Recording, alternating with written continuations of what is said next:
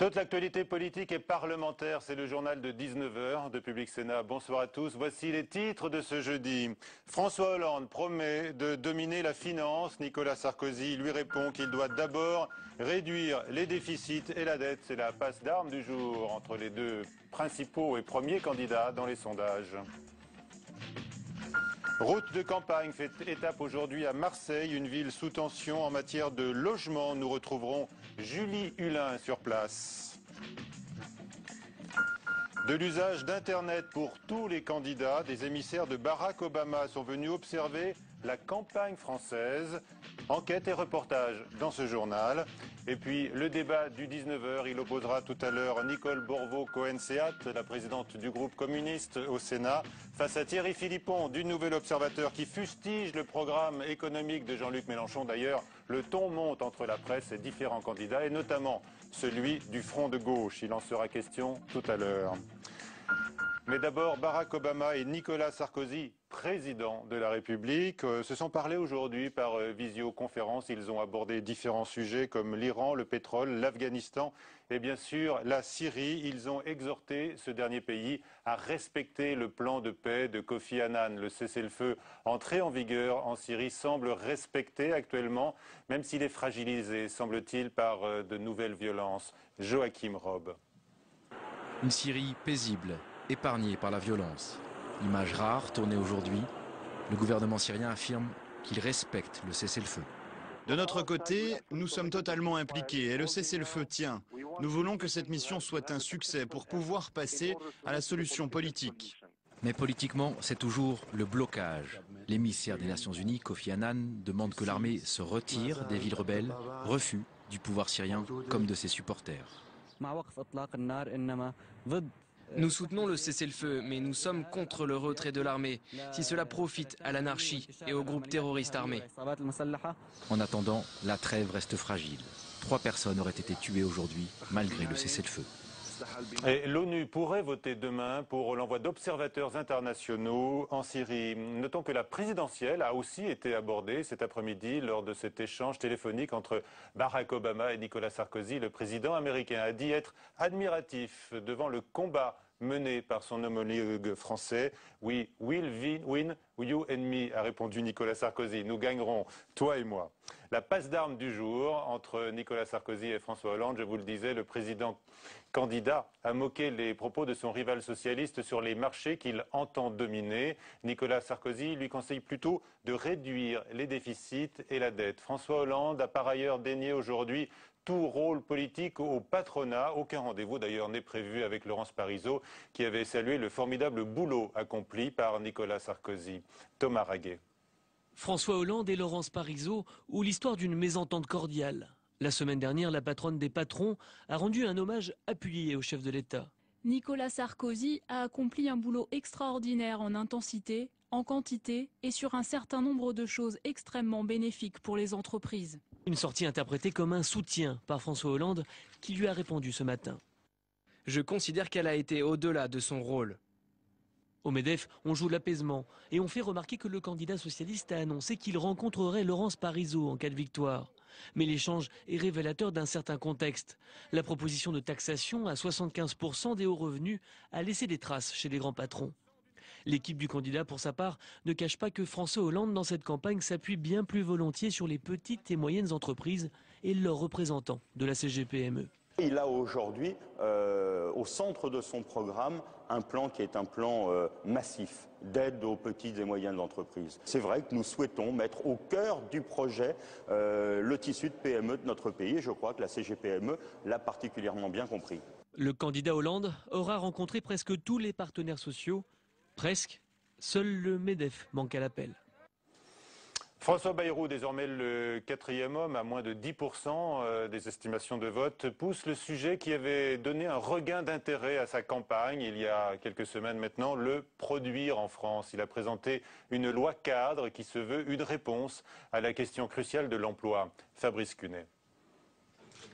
Comment sortir de l'ombre? Tombé sous les 10% d'intention de vote, François Bayrou cherche à retrouver le devant de la scène. Et le candidat centriste mise tout sur le thème de l'emploi et du produire en France dans ses derniers jours de campagne. Si nous ne gagnons pas la bataille du produire en France, ce modèle social va s'écrouler sous nos yeux. Le seul moyen, la seule possibilité pour le sauver, c'est que nous lui rendions l'emploi. Malgré les appels du pied répétés de droite comme de gauche, le candidat centriste veut se démarquer pour exister et surtout attaquer. Il parle du manque de sérieux, voire de l'irresponsabilité des deux principaux candidats. Nicolas Sarkozy a dit « la crise financière est derrière nous ». Et je voudrais que cette phrase, on s'en souvienne dans les semaines qui viennent. Elle risque d'être brûlante pour celui qui l'a prononcée. Quant à François Hollande, il a dit « Est-ce que la crise de la zone euro touche la France ? Non, a-t-il dit. Eh bien, nous ne voyons pas le même monde. » François Bayrou appelle toujours à la constitution d'une large majorité politique autour de lui. Ces mauvais sondages fragilisent cette position, mais pas question pour l'heure de dévoiler l'identité du candidat qu'il pourrait rallier dans l'entre-deux-tours. Les délégués syndicaux de l'usine Citroën d'Aulnay-sous-Bois en Seine-Saint-Denis ont été reçus au quartier général de Nicolas Sarkozy. L'avenir du site industriel a été au centre de l'échange qui a duré 3 quarts d'heure. On écoute Jean-Pierre Mercier, le délégué CGT, interrogé à sa sortie par Nathalie Guilloire. L'accord écrit, Nicolas Sarkozy, il n'a rien promis du tout à ce niveau-là. Ce qu'il nous a promis, c'est d'organiser une réunion. Voilà, quelque chose qui coûte pas cher. Mais tant mieux parce que c'était notre première revendication. Organiser une réunion très rapidement la semaine prochaine avec la présence du ministre de l'Industrie. Ça, on l'a obtenu. Et c'est les 500 grévistes aujourd'hui qui l'ont obtenu. Comme quoi, il faut toujours se mobiliser. Il faut toujours se mettre en grève pour se faire entendre. Il n'y a que ça qui marche. Mais l'idée d'une rencontre directe samedi entre le chef de l'État et Philippe Varin, le patron de PSA, a été démentie un peu plus tard dans l'après-midi. L'autre volet de la campagne de Nicolas Dupont-Aignan, maintenant on sait qu'il mise d'abord sur l'abandon de l'euro. Il parle également de sécurité. Le candidat souverainiste a présenté sur ce sujet son programme ce matin. Je propose dans un premier temps 1 milliard sur 22. Vous voyez que ça fait moins de 5%, ce n'est pas une somme énorme. Avec 1 milliard d'euros, nous pouvons recruter 10 000 policiers gendarmes, 5 000 douaniers. Je propose une reconstruction de la justice autour de l'installation de 20 000 places de prison dans les casernes désaffectées pour économiser de l'argent. Je propose la suppression des remises de peine automatiques et l'obligation d'exécution des 2/3 de toute peine. Nicolas Dupont-Aignan avec Elisa Bertholomé. La campagne présidentielle ne passe pas que par la télévision, le porte-à-porte ou les meetings, même en plein air. Internet est un relais essentiel, Twitter, les réseaux sociaux. Barack Obama avait ouvert la voie il y a 4 ans en mobilisant ses supporters via le net. Ses émissaires ont rencontré les équipes des campagnes de Nicolas Sarkozy, François Hollande et François Bayrou. Une mission d'observation plus que de conseil. L'enquête de Paul Bouffard avec Joachim Rob. Pour remporter l'Elysée, il faut désormais être connecté. Sur Internet, la campagne fait rage. Et pour aider les candidats, les différents QG accueillent les spécialistes en la matière. Des experts qui organisent la toile de Barack Obama depuis 2008. Stéphane Gir est l'un d'entre eux. 3 règles d'or structurent une web campagne, mais selon lui en France, on ne les applique pas forcément. On dit souvent aux États-Unis qu'il y a 3 règles majeures pour une campagne sur Internet. On les appelle les 3 M. Money pour argent, messaging pour mailing et mobilisation. Ici, en France, on n'a pas à trouver des fonds. L'État finance les élections. Pour la communication, on n'a pas le droit ni sur Internet ni à la télévision de diffuser des publicités. Ce qui compte en France, c'est la mobilisation en ligne. Petit à petit, l'Internet politique rattrape son retard sur les États-Unis. Le cyber porte-à-porte s'enracine, on développe les sites de campagne comme on concevait avant, une affiche. Et quand le spécialiste américain pose son regard ici en France, un des candidats se démarque. François Bayrou et Nicolas Sarkozy sont très bons sur Internet. Ils sont professionnels, ils ont un bon design et un bon développement. Mais François Hollande est vraiment plus sérieux. L'organisation de la mobilisation, l'organisation de ses militants, Ça fait vraiment partie de sa stratégie. Convaincre les électeurs grâce à la mobilisation en ligne, ils l'ont tous bien compris. Reste un problème, en France, le budget de campagne consacré à Internet par François Hollande ou encore Nicolas Sarkozy dépasse à peine les 2 millions d'euros. Barack Obama pourrait lui disposer en 2012 de près de 300 millions de dollars. Les invités du 19h, donc Nicole Borvo-Cohen-Seat, bonsoir, présidente du groupe communiste au Sénat.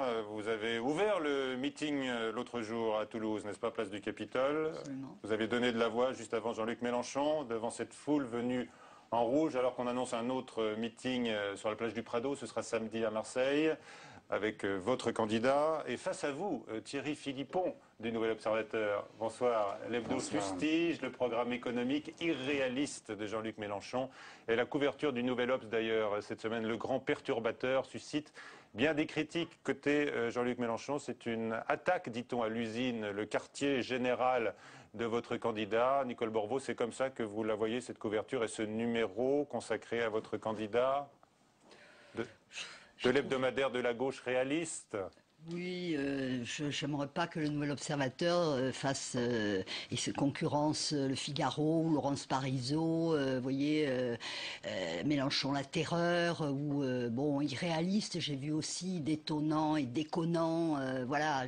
On a lu également l'idiot utile de l'Élysée, sous la plume de Serge Raffi du Nouvel Obs. De l'Élysée, tout ce genre toutes ces petites phrases, je trouve que c'est méprisant pour le peuple.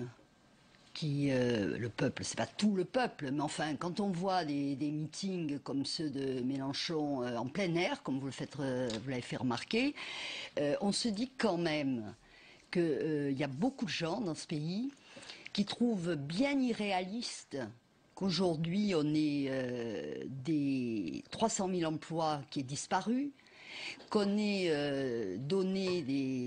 fait des exonérations fiscales, sociales à tout va et que ça se solde par 900 entreprises qui ont fermé.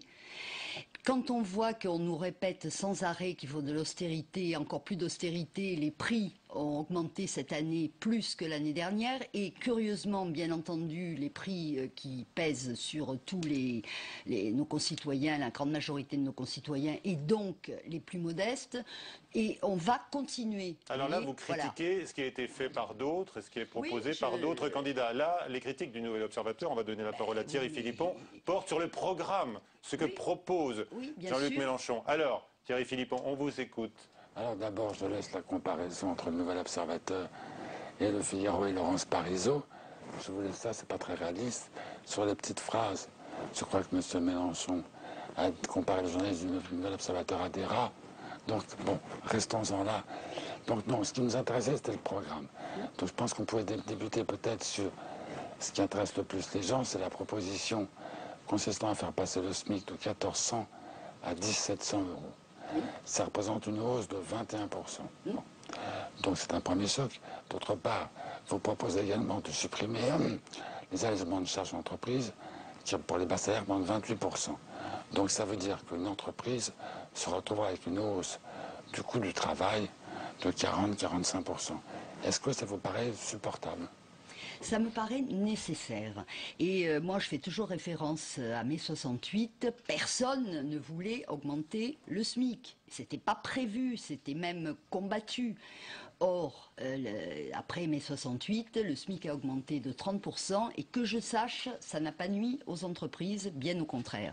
Parce que je crois que dans ce pays, comme dans d'autres pays européens, peut-être moins en France à l'heure actuelle, que d'autres, comme l'Espagne, la Grèce, bien évidemment, le Portugal, on voit bien que la super austérité qui pèse sur la grande majorité des populations n'a aucun effet positif pour la relance économique, bien évidemment. Donc, est-ce qu'on va continuer sur cette même logique dont les effets se font sentir tous les jours sur les gens, ou est-ce qu'on va inverser les choses? Alors, votre réponse et votre analyse, Thierry Philippon, sur la nécessité, rappelée par Nicolas Sarkozy, mais on sait que c'est un objectif également de François Hollande, de réduire la dette et les déficits. Non mais on peut toujours dire qu'il faut augmenter comme ça les salaires, mais il faut que les entreprises puissent le supporter. La situation, c'est quoi? Les entreprises, globalement, en France, leur marge, c'est 300 milliards. Si vous ajoutez 20 milliards d'augmentation de salaire, 30 milliards de baisse de charges, 60 milliards de suppression de niches fiscales, ça veut dire que vous mettez 100 milliards à la charge d'entreprise. Ça veut dire que vous en supprimez entre un quart de leurs bénéfices. Bon. Donc les entreprises ne pourront pas supporter ça. Que se passera-t-il après ça? Dans votre programme, vous dites qu'on pourra réduire la dette. Les entreprises ne pourront plus payer d'impôts. C'est l'ensemble de l'équilibre qui ne tient pas. Eh bien, on en est loin. Hein, on en est loin parce que les entreprises du CAC 40, elles se portent très bien.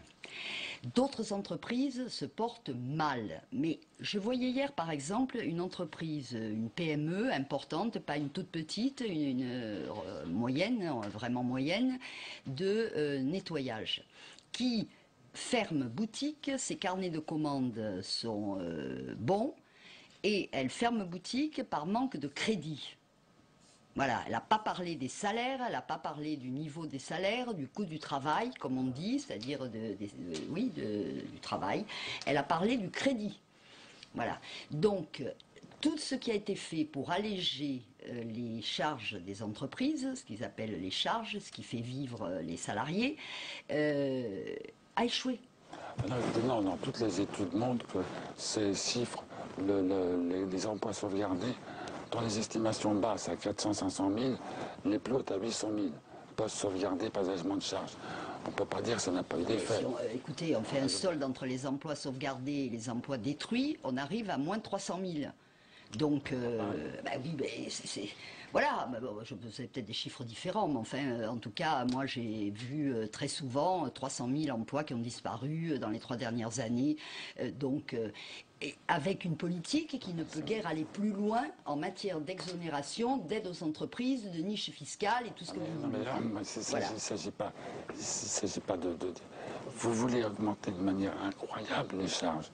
On sait que les marges d'entreprises françaises sont parmi les plus basses d'Europe. Si vous leur mettez un coup sur la tête comme ça, pouvez-vous me dire comment elles vont faire pour employer, pour embaucher? Peut-être qu'elles vont augmenter leurs débouchés. Et qu'est-ce qui se passe quand on augmente les salaires? L'entreprise, soit elle peut répercuter dans les prix et ça fera de l'inflation. Si elle ne peut pas, elle mettra la clé sous la porte. On peut peut-être dire un mot sur le...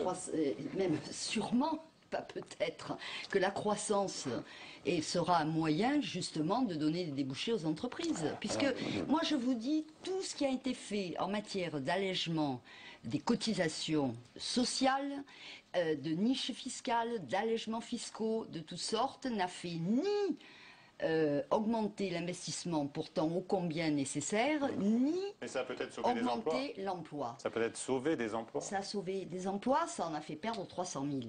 Donc, moi, la démonstration qu'on en aurait perdu davantage, personne ne l'a faite. Et c'est bien joli de dire on a sauvé 100 000 emplois, peut-être plus, faut voir. Surtout des emplois précaires, d'ailleurs, entre nous. Et donc, qui ne font pas vivre les gens et qui ne leur permettent pas d'accéder aux besoins élémentaires. Thierry Philippon, vous vouliez ajouter un point encore sur le programme? Sur la dette. Bon, votre programme considère que c'est inacceptable de payer 50 milliards chaque année d'intérêt sur la dette. Bon. Le problème, c'est que la France a pas loin de 2 000 milliards de dettes. Et donc, vous dites, on va cesser de payer ça et on va forcer les banques à souscrire et on rémunérera tout ça autour de 1%. Mais moi, je vous rappelle juste que la dette, elle est en partie souscrite, peut-être même par vous, par moi, par tout le monde ici. Les gens touchent de l'intéressement, de la participation, des places de l'argent d'épargne retraite. Cet argent est investi en titre d'État. Et vous allez leur dire maintenant, on paye que 1%. Écoutez, d'abord, il faut faire baisser, ça c'est sûr, les intérêts de la dette, qui, entre parenthèses, la dette est quand même principalement sur les marchés financiers. Mais pour un tiers, elle est détenue effectivement par les Français. Oui, par les assurances et les banques. 500 milliards d'euros. Mais tous les gens qui touchent de l'intéressement, de la participation, cet argent est investi en dette de l'État français. Alors, c'est une vraie question.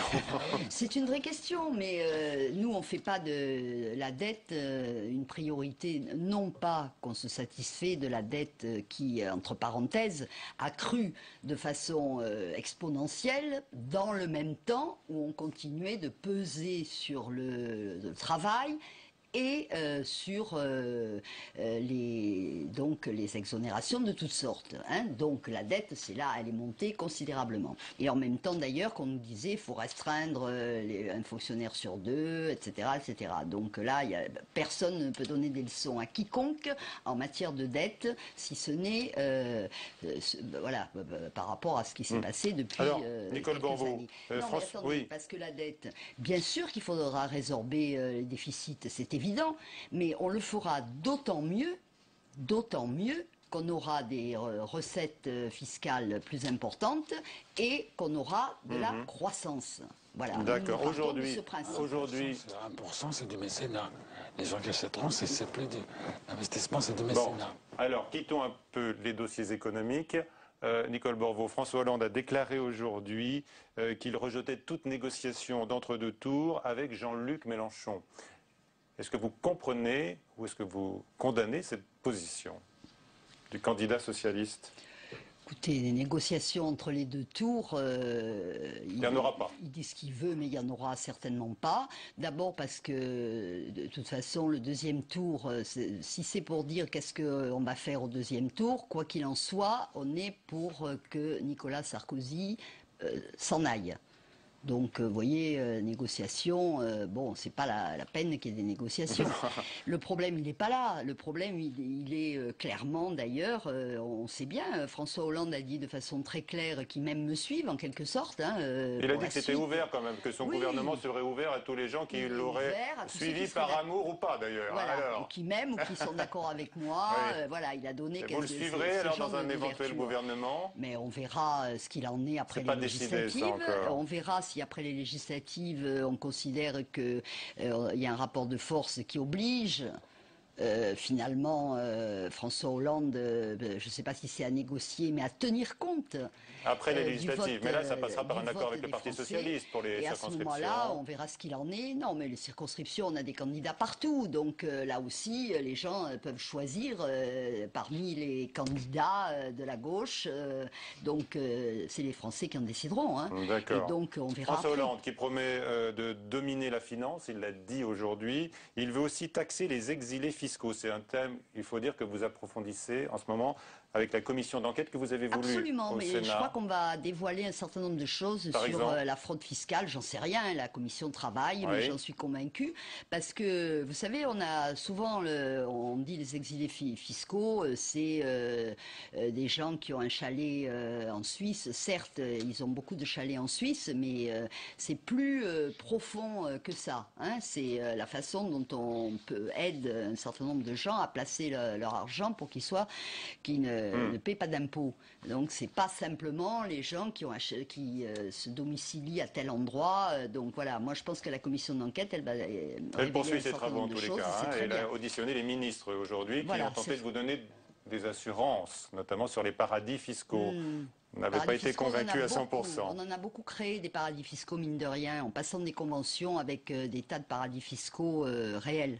La question du nouvelobs.com, elle ne concerne pas Jean-Luc Mélenchon, on sait ce qu'ils en pensent maintenant, ça concerne Philippe Poutou. Fait-il une bonne campagne? Effectivement, il a créé un peu l'événement hier lors de l'émission Parole et des actes sur France 2, il était applaudi, et vous avez répondu oui à 52%, non à 37%. Philippe Poutou, le candidat du nouveau parti anticapitaliste qui suscite la curiosité aujourd'hui sur les réseaux sociaux. Merci à tous les deux d'avoir dialogué sur le plateau du 19h. Route de campagne maintenant, le rendez-vous de Public Sénat. Nous sommes à Marseille, ville où les prix de l'immobilier ont flambé ces dernières années. Se loger est devenu une difficulté majeure pour nombre de familles dans cette ville. Pierre Bonne-Joseph et Julie Hulin sont allés à la rencontre de l'une d'elles.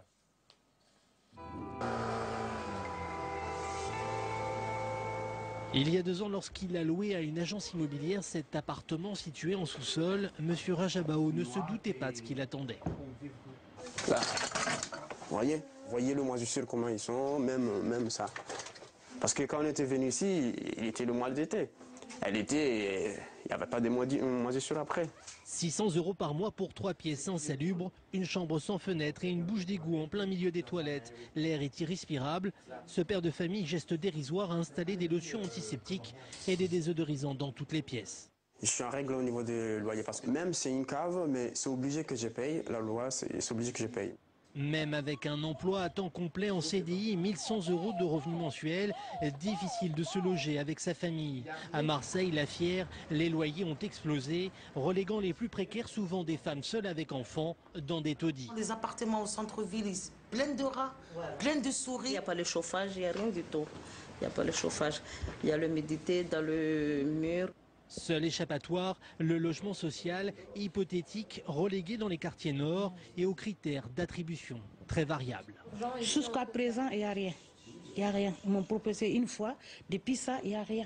Malheureusement, le fait est que sur les Bouches-du-Rhône, il vaut mieux avoir des relations politiques et connaître tel élu ou tel maire de secteur ou tel député ou tel président du conseil général pour avoir un logement qu'être vraiment en situation compliquée. En cause, la spéculation. Rue de la République, symbole du nouveau visage de la cité phocéenne. Ici, depuis 1995, les prix du mètre carré ont été multipliés par 2,5. Un emploi ne protège plus du mal logement. Parce qu'on demande 3 fois le salaire, vu le niveau des loyers, même quand on a un salaire correct, bon, c'est très difficile. Et puis on demande des CDI, alors que beaucoup en fait, de cadres travaillent aussi sur des emplois précaires. Empêtrées dans leurs difficultés de logement, ces femmes voteront pour la plupart dans 10 jours, avec un seul espoir, être relogées, quel que soit le candidat élu. Voilà, et nous retrouvons Julie Hulin à Marseille, sur le Vieux-Port ce soir. Julie, est-ce que vous pouvez compléter ce reportage par des chiffres concernant donc, la situation du logement dans la ville ? Oui, Michel, vous l'aurez compris, ici, à Marseille, la crise du logement est aiguë. Aujourd'hui, ce sont plus de 40 000 Marseillais qui sont en attente d'un logement bon marché. Le parc HLM ne correspond plus aux besoins de la population, des besoins que la ville n'a pas su anticiper. Le marché est d'ailleurs tellement tendu qu'il est souvent impossible de reloger les familles le temps des chantiers de réhabilitation. Et les immeubles sont souvent, ces immeubles, dans un état désastreux. Très bien. Et bien sûr, il y a à Marseille, comme partout, l'écho de la campagne présidentielle qui s'est emparée de cette question du logement. Tout à fait. Et ces dernières semaines, c'est la Fondation Abbé Pierre qui s'était d'ailleurs exprimée ici, qui a réclamé, appelé au candidat présidentiel pour endiguer la crise du logement. Un contrat social signé par 5 d'entre eux où ils s'engagent à construire 500 000 logements par an et à imposer aux communes 25% de logements sociaux contre 20 actuellement. Un contrat que Nicolas Sarkozy n'a pas signé, préférant augmenter les surfaces constructibles de 30%.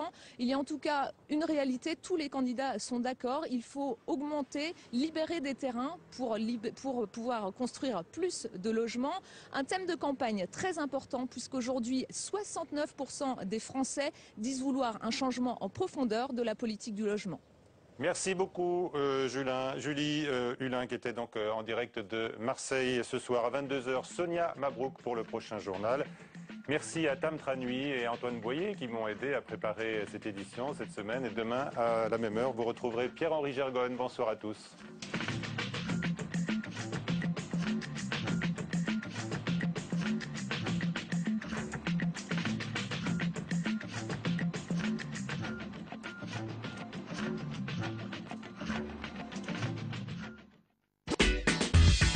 Se renseigner sur les programmes. Voir ou revoir les émissions. Suivre le fil d'information politique et parlementaire. Pour vivre la politique en temps réel, connectez-vous et réagissez sur publicsénat.fr. Bonsoir et merci d'être en notre compagnie ce soir. Les 3 thèmes de cette campagne 2012 seront la crise et enfin la crise. La politique, ce n'est pas la guerre civile, a donc dit Xavier Bertrand. Parler de ce printemps du jasmin. Sa victoire, si elle est vérifiée demain, est-ce qu'elle est surprenante? Comment vous jugez son action dans cette tempête? Parce qu'à l'époque, on avait tous ri, aujourd'hui on rit moins. Votre rendez-vous quotidien avec l'information, c'est du lundi au jeudi à 22h sur Public Sénat.